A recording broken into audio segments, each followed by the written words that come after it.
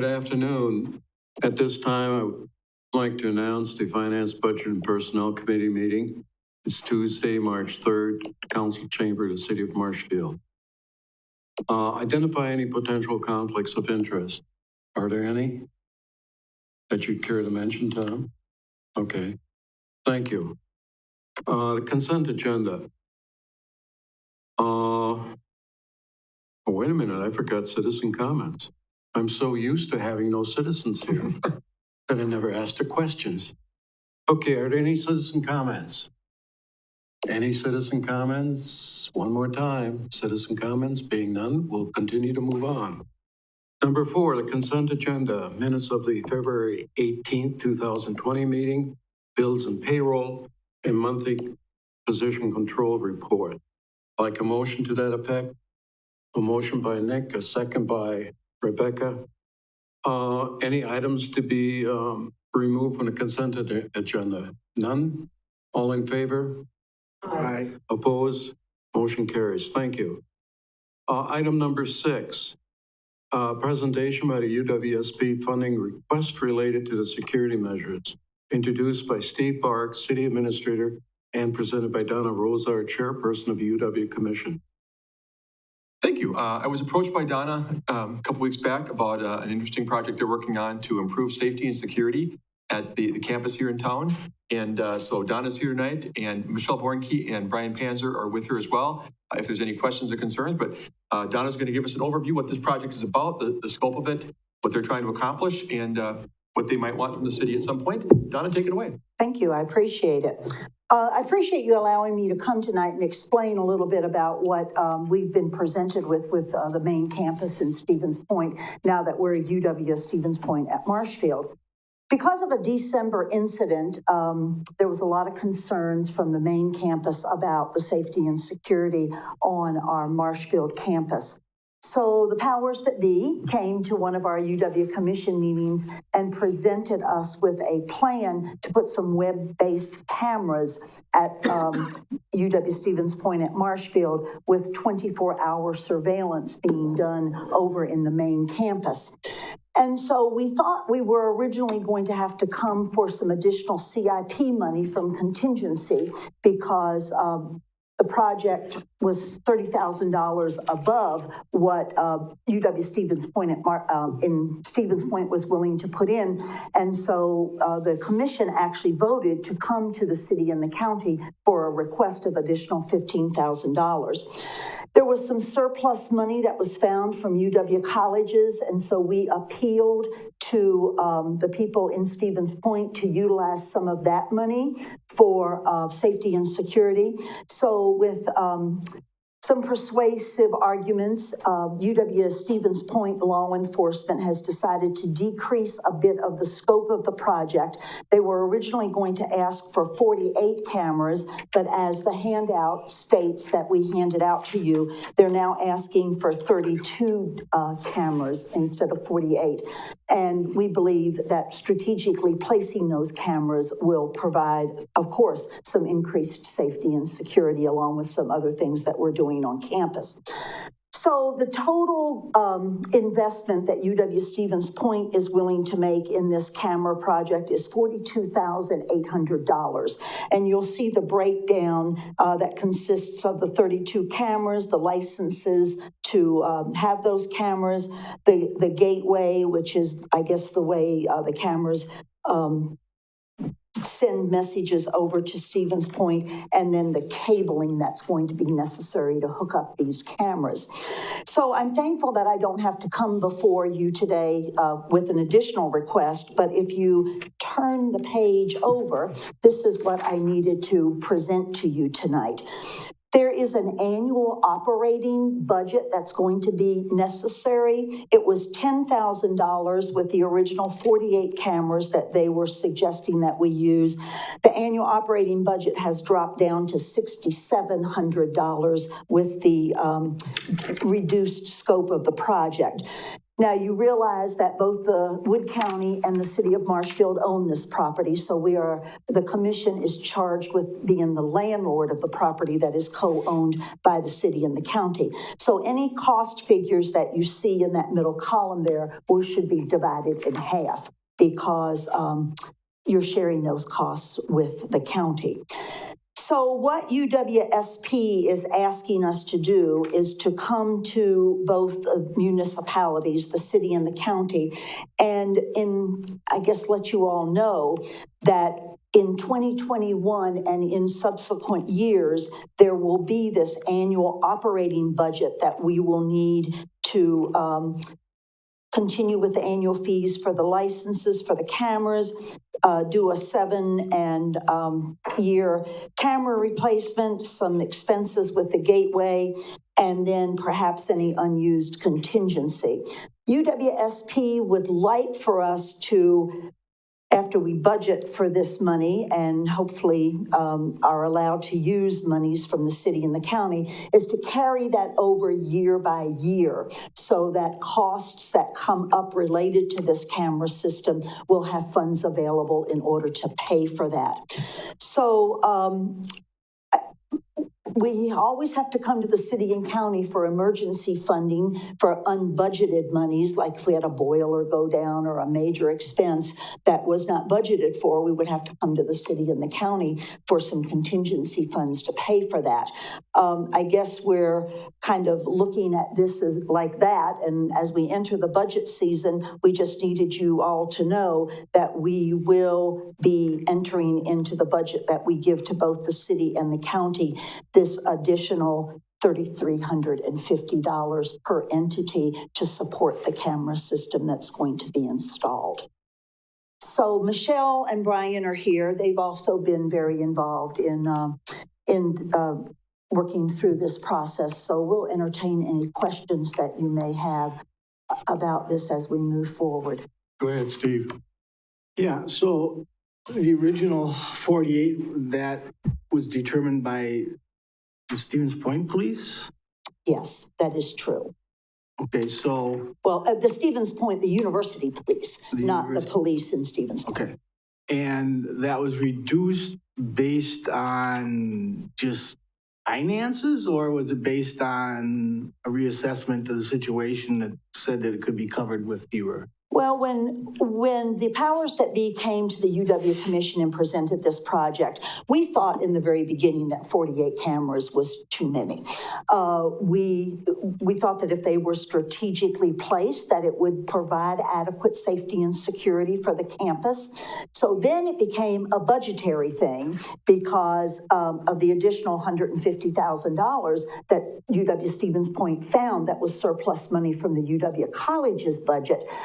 I did not believe that it was wise to come to the city and the county requesting $15,000 if that money was there. And so I made an appeal to law enforcement and to the administration to use money from that $150,000.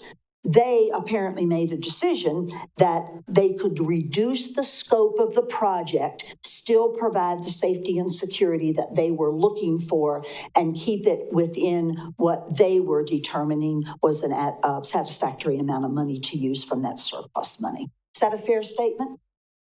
So have you seen like a map of, the angles and the, coverage? I don't believe we've seen anything in detail yet. I think we were trying to make a decision about the budget of the project before we really looked. But we did talk about that at the last commission meeting and said, where can we strategically place these cameras that would give us the best safety and security and our biggest bang for our buck? And so that is to come in talking about what entrances to put it at. We had some discussion about putting cameras in the parking lot for some parking lot security, and we will be working on that schematic as we move through the process. I guess my question about this is a concern that where you need cameras is maybe where you don't have cameras. If I mean, if you're having security issues. Well, we had that December incident. You may remember some of the details about that December incident. And the problem is that there are some cameras on campus, but those cameras did not work. And so that was the problem, that we didn't have functioning cameras to give law enforcement the details about that incident in December, which then raised the red flags about having some working cameras. Have you consulted our law enforcement about the coverage? We have talked briefly in the debriefing from that December incident. Marshfield Police Department was, they all knew our cameras didn't work, and there was some discussion about increasing web-based cameras at that time, and then we moved into this discussion. But nothing on the coverage? Nothing on the coverage, no. I guess I just have, I'm a little reluctant to say to go ahead with something that's supposed to be for security if it's something that was, to me, it seems kind of a drastic cut from 48 to 32, that I'm afraid you'd be leaving blind spots that would be the exact areas that would be needed to be covered. Well, I'm going to let Brian speak briefly to this because we've had quite a bit of discussion about where camera placement would occur, and so I'm going to let him speak to that.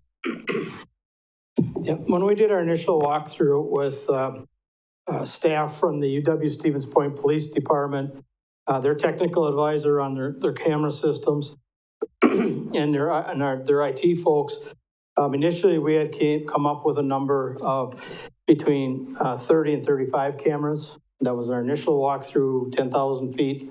And then they came back in, did another walkthrough to make sure that everything was covered. And when they got done with that last walkthrough, the number of 48 cameras came up because that would be the ultimate coverage. I mean, that would be covering the mowed grass area in the back on the west side. That would be covering the furthest portions of all of the parking lots. And then when the discussion came up on the funding levels, we talked about it some more. And then the number of 32 cameras came up.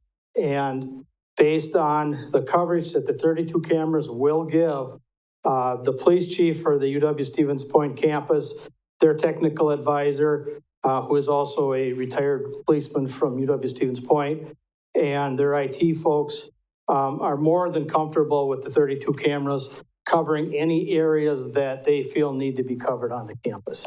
Is there an ability to expand that, to add cameras, in other words, without any particular problem? Yeah, the way the system is going to be designed is that in the future, regardless of when that is, and if funding becomes available, additional cameras could be placed into that system. I guess the one thing I want to really reiterate is that the police chief from the UW Stevens Point main campus, their technical advisor, and their IT people are very comfortable with 32 cameras at this point. So. Rebecca? Thank you. When we talk about this annual operating budget of $6,700, is that a split then between the county and the city? It is. So that would go on top of the $50,000 that we give yearly. So it would end up being like a 53, 54. Well, that $15,000 that we discussed at the commission is no longer going to be a request. Right. So this would be just additional operating expenses. Okay, but I'm saying total the city, we give you 50,000. Oh, I thought you said 15. I'm sorry. I'm sorry. Yeah. And so then we would just be splitting that. I just wanted to be sure that that was a split. Right. Okay, so that was the total cost. But it would be additional monies that we would be requesting for the annual maintenance of this camera system. Right. Got you. And then I'm part of the committee, so I just wanted to kind of say a couple of things just to clarify in case anybody's wondering. The camera system, because one of my questions was, is this going to require more of our police department? Are we gonna, who's gonna be monitoring these cameras? And that is something that they will be doing in Stevens Point. So therefore it won't, it's not going to, increase our police operating budget to monitor those cameras, which I thought was a really nice benefit of having them also. And we did discuss at length the number of cameras and the coverage that we would be getting from them. And I think even at 32, we will still have really significant coverage of the entire campus. So I'm definitely in favor of. So I just want to go back to the point that you made about the monitoring and surveillance being held at the campus in Stevens Point. I was just chatting with the chief of police, and they obviously need to be involved, because if they see something funky going on here, they're in Stevens Point, and we're going to have cooperation. And so I'm sure there's going to be continued discussion with our local law enforcement in order to initiate a timely response instead of waiting for people from Stevens Point to get here. Thank you. Forgive me, I have quite a laundry list of questions. You referenced the powers that be. The powers administration in Stevens Point. Okay. You said that there are currently non-working cameras up in various locations. What's going to happen with those cameras? I assume they'll be scuttled. Those cameras are very old technology, and they used to be part of the UW colleges on their infrastructure. When UW Stevens Point took over, all of the operating systems for the computers were changed. All the laptops were reimaged. So of the cameras that were up, that are still up, that were operable, they no longer operate because they're on a totally different operating system, different computer system. So they're totally inoperable right now. So UWSP taking over the campus made our technology inoperable. Basically, yeah, there was 10 cameras up. Of those 10 cameras, there was 5 of them that did operate at times, but it was sketchy. It was outdated technology. So, okay. Other than the December incident that was referenced several times, were there any other incidences on campus that would have caused any concern? 3 years ago, we had an incident with a former student that was entering the campus grounds, and Marshfield Police Department got involved in that. And he actually put a restraining order against him several times, and he was escorted off the campus several times. So yes, we've had a few incidents. Has the county agreed to pay their half? I have not presented to the county. I mentioned it to the executive committee this morning, but your meeting was actually before the executive committee meeting, that we have a special meeting today, but I will be presenting this to the county executive committee. Okay, I see some of the cost here includes cabling, data jacks. Are we not state of the art? Do we not have those things in place already? And I think yeah, the cameras are all going to require Category 6 wire be pulled for those, and then run to the IT closets, so they're on their own server. So yeah, the cost for the cabling is to pull wiring to all of the cameras except for in the new STEM building. When we did construct a new STEM building, Cat 6 wire was pulled anticipating the installation of cameras. So is the rest of the building wired with Cat 5 then, or? Everything that was installed with the new STEM building and the renovation is Category 6 wire. Okay. It says excludes network switches. Do we not need switches? Or is that somehow funded some other way?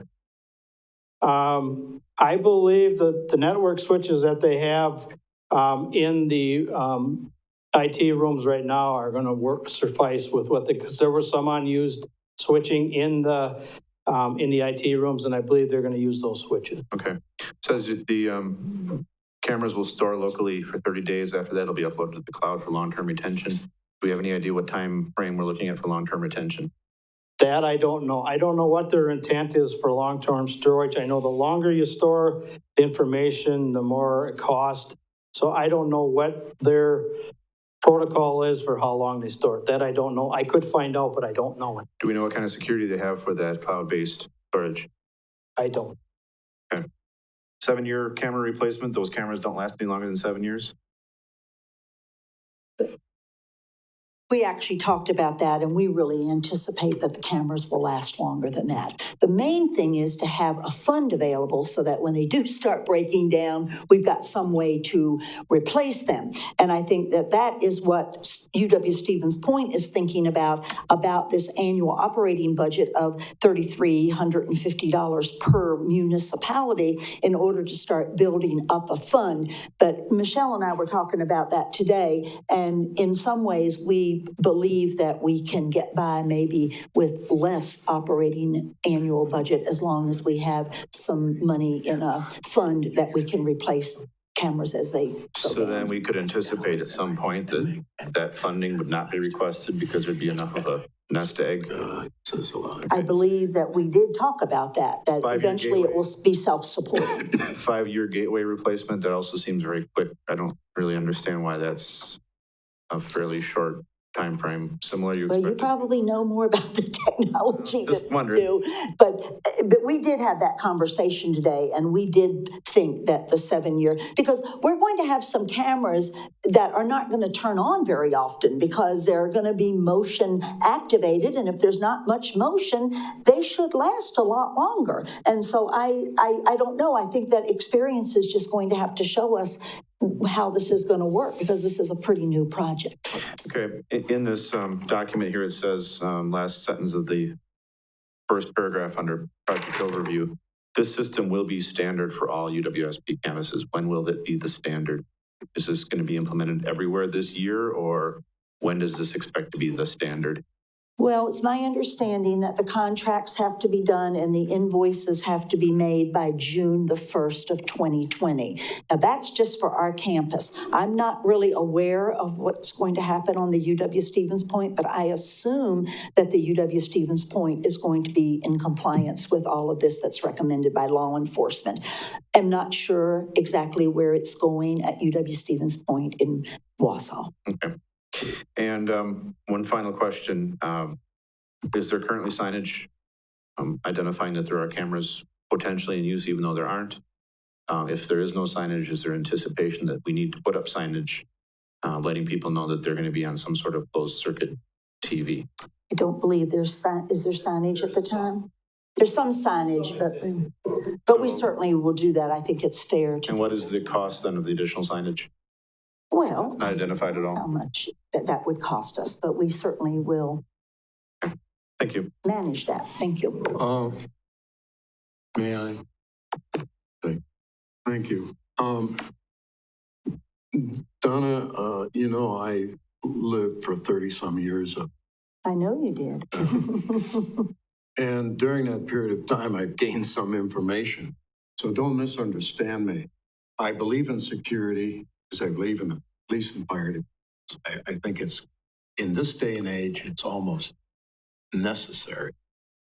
But back in the mid-'80s, I ran into a situation, of course, money's always the driving force behind everything. So you try to diversify as much as you can. And in our case, being in charge of the budget, I ran into a situation where we had a theater being built, and there were seats in that theater, okay? And I attempted to get money from the city and the county, and guess what? I didn't get it. For the seats. Right. I had to get them with the university because they were movable equipment, even though they were screwed down, so to speak. And that was a lot of money for us at that. So I just put this on a record that I did run into problems like that. I don't have a problem with $3,700, don't get me wrong, but there are issues with grounds and buildings that need to be considered when requesting monies. That's the way it was at my time. It still is that way. It is. Things don't I'm change glad very often. No, they don't. Any other questions? Steve?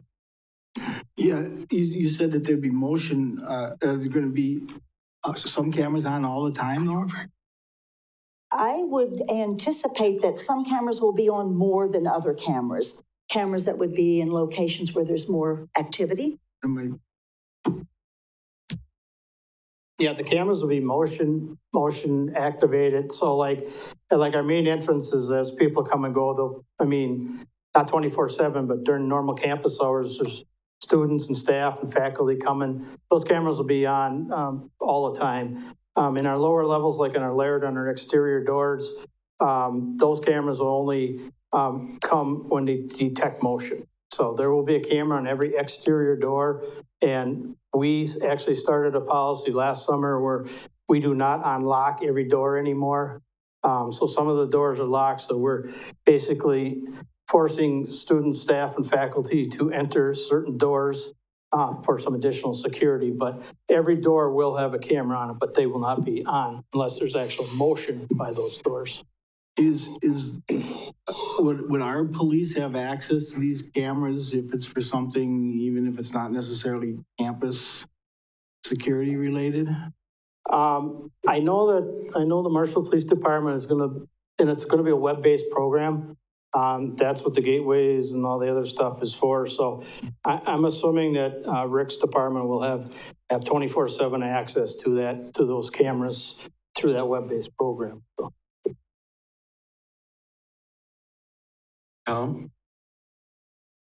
I guess one final comment. I'm a little surprised that UWSP central funding is paying the vast majority of this. I think it's refreshing, but it's surprising in my mind. I thought that you'd be coming for the full funding. I'm thankful and surprised. And I don't want to speak for Donna or the commission, but there was a lot of good communication between the commission and UW Stevens Point main campus to come to this conclusion. So, Rebecca? No. Go So ahead. thank you. I appreciate it very much. I thank you folks. It was well done. Well, a lot of information, which is good. Continue doing a good job. Steve, anything from you? Nope. Okay, great. All right, let's move on to the next item. Item number 7. Request to recommend approval of compensation scale replacement for a Deputy Assessor position presented by Jen Racue, Human Resource Director. Jen. Thank you. Last month, the Finance, Budget, and Personnel and the Common Council approved staff to submit the revised and new Deputy City Assessor job description to McGrath for a pay grade analysis and exempt status placement. So the information was shared back. We received our response back from McGrath, and ultimately they concluded that based on the additional responsibility that's been added to this job and the scope and the level of independent judgment, that the position should be moved up. It currently sits in pay grade 122. The recommendation is to move it to pay grade 126. The scales are included in your packet. I'm certainly happy to answer any questions that you have, but staff is requesting approval of placement of the Deputy City Assessor in pay grade 126. Okay, need a motion by Steve and a second by Nick. Discussion. Tom. Thank you. What percentage increase does this represent? I didn't look at that specifically, but between most steps, it ends up being about 2.5 to 3. So I would guess it's if I had to eyeball it, I would say 8, 9.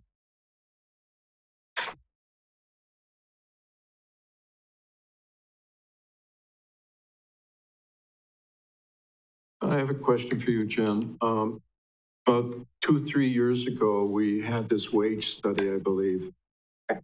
And we also, just before that, we outsourced the city assessor's office. How many people are presently working up there? We currently have 1 FTE that's on site. So when we put the new program in place, we did have 2 FTEs, an appraiser and an administrative assistant. The appraiser position resigned back in February of 2019, and we looked at the assistant to move into an assessment tech type of position. So we made that change back. I don't recall the exact date, but I believe it was right around the time of this change.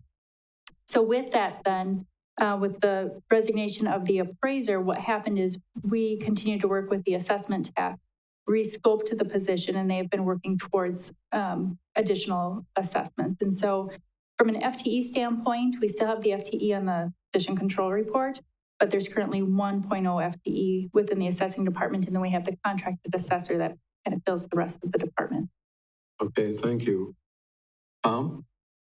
Just for calculating purposes, what's the expected number of hours a person works in a full-time employment? Well, I mean, 40 is the standard. Right, but I mean in a year.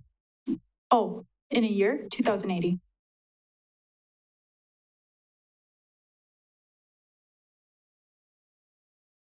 Any other questions? Steve? Not a question. Let me just add to what Jen's presented and what we're discussing here. Again, just to remember from what Jen was saying about the fact that we used to have 2 full-time employees and now we have 1. When we went into this with Rhoda, as it turned out, as our contract assessor, we realized it would be a work in progress, getting to how much local presence we needed. 2 FTEs, 1.5, 1.0, whatever. So when the appraiser left last year and we did not replace that individual, we immediately saw the total cost of this division go down. And even with the contract assessor that we pay, having only 1 FTE on site instead of 2. So even with this, we'll certainly be saving a fair amount of money should you choose to do this over what we paid previously. And like I said, it's a work in progress. One of the things that came out of this and led to this proposal is the fact that trying to get a sense of what the full amount of duties that need to be done locally here to support what the assessor does when he's in town. And a position of this nature would make it much more a palatable and successful relationship, I think, long-term with what we have in place. Question for you, Steve. Yes. So in other words, the outsourcing was a good choice for the city of Marshfield? It was a good choice financially. And even should the Finance, Budget, and Personnel Committee and the council sign on to this and this individual end up, being bumped as a result, we'll still be saving a fair amount of money over what we were doing 3 or 4 years ago.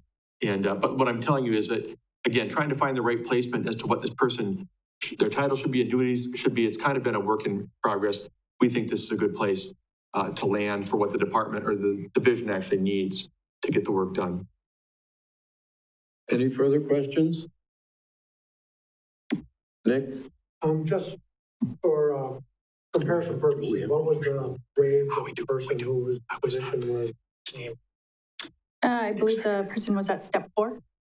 Or, and do you know what that is right now? Yeah, it's 20.47 per hour. Any further questions? If none, all in favor? Aye.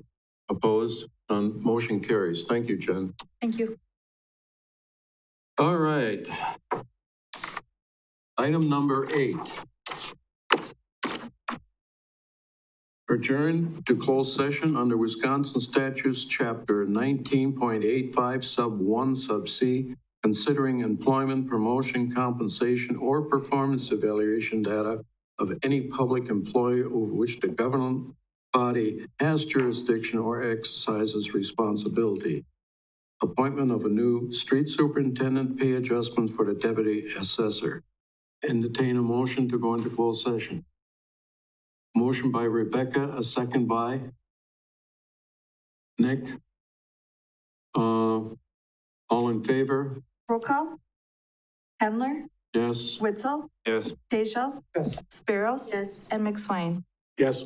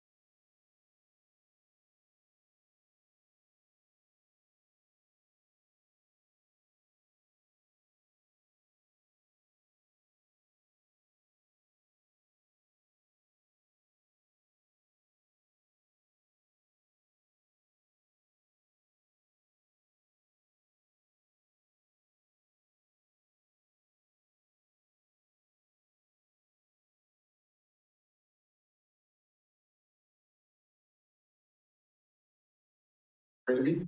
Yeah, that's what he said. No, you have good hearing, though. Okay, thank you very much. Action on matters discussed in closed session. If appropriate, yes, we have one, and that's the pay adjustment for the Deputy Assessor. I would like to make the motion to replace the current assessment technician with the Deputy City Assessor and place this position in step 1 of pay grade 126 at $22.95 an hour, effective March 1, 2020. A motion to that effect? Aye. Motion by Steve, second by Nick. All in favor? Thank you very much. Any suggested items for future agenda other than shorter meetings? If not, I'll entertain a motion to adjourn. We're done.